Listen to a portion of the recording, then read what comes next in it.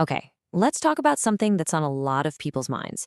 Could a robot, an AI, really write a symphony or paint a masterpiece? Could it come up with the next great novel? That's really the core of what we're digging into today, the myth of the creative machine. I mean, this is the big question, right? You see it everywhere, with AI getting smarter and faster every single day. You kind of have to wonder, are our creative jobs, our human ingenuity, are we on the chopping block? And look, this isn't some far-off sci-fi idea anymore.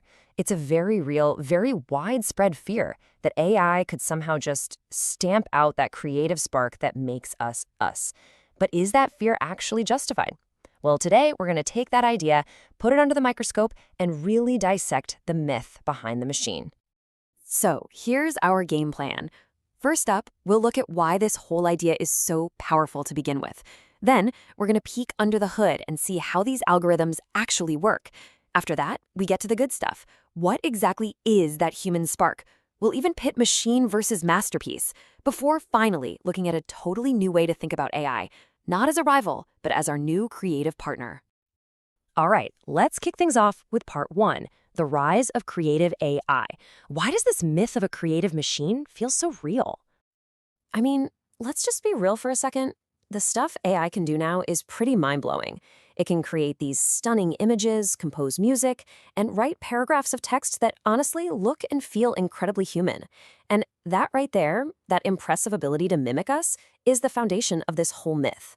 Because it looks like creativity, we just assume it is creativity. But to get what's really going on, you have to look past the flashy results. We need to go a little deeper.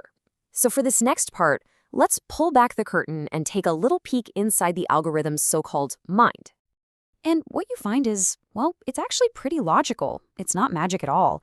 It's really just a three-step process. First, the AI gobbles up gigantic datasets of human-made art, text, and music. Then, it crunches all that data to find patterns and rules. And finally, it just recombines all those different elements it learned to spit out something that feels new. Think of it less like a stroke of genius and more like the world's most sophisticated remix. And that very difference, remixing versus creating, brings us to the most critical piece of this entire puzzle, the unmistakable human spark. So what is it that we have that a machine doesn't? See, our creativity isn't about remixing data points. It's something way deeper. It's our ability to make these wild, intuitive leaps of thought. It's connecting ideas that have no business being connected, all based on a lifetime of personal experiences, of messy emotions, of failure and triumph. An algorithm can process a billion images, but it can't feel joy or heartbreak. It hasn't lived. And this comparison just lays it out perfectly. A machine is data-driven. We're experience-driven. It recognizes patterns. We make those crazy intuitive leaps. It remixes what already exists. We can create something genuinely new. And maybe the biggest one of all, a machine has no intent. Our work is driven by purpose, by nuance, by a desire to say something. Okay, so that's the theory. Sounds good, right? But let's actually put it to the test. Let's have a little showdown, machine versus masterpiece. To do that, let's get really specific and see where the cracks in the AI's armor start to show. We're going to look at its limits in two very different but equally important domains, art and strategic thinking. So in art, sure, an AI can copy the style of a famous painter perfectly, but it can't understand the pain or the passion that drove that style.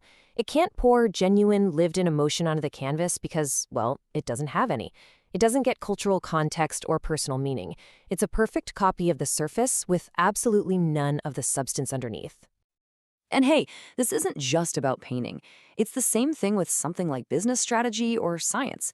The moment an AI faces a problem it's never seen before, it hits a wall. It can't make that intuitive jump, that gut feeling that leads to a game-changing new idea. It just doesn't understand all the unwritten human rules that guide our most complex, high-stakes decisions. So, if AI isn't here to replace us, then what is it? And that brings us to our final and honestly, my favorite part of this whole thing, our new creative partner. This right here is the key takeaway. We have to shift how we think about this. The goal has never been replacement. It's all about collaboration. We need to stop seeing AI as this scary competitor and start seeing it for what it truly is, an unbelievably powerful new tool. Because the second you understand what AI can't do, that it can't feel, it can't have intent, it can't make those intuitive leaps, that's when you can truly start using its strengths to amplify your own. We can let it handle the boring stuff, the heavy lifting of data analysis, or generating 1,000 rough ideas. That frees us up to do the one thing only a human can do: innovate, find the meaning, and make those brilliant, insightful connections. So that big, scary fear of being replaced, it's built on a myth. The real question, the one we should all be getting excited about, isn't whether we'll become obsolete. It's what incredible, amazing things are we going to create together? I mean, with a partner this powerful by our side, what does our combined intelligence make possible? I don't know about you, but I can't wait to find out.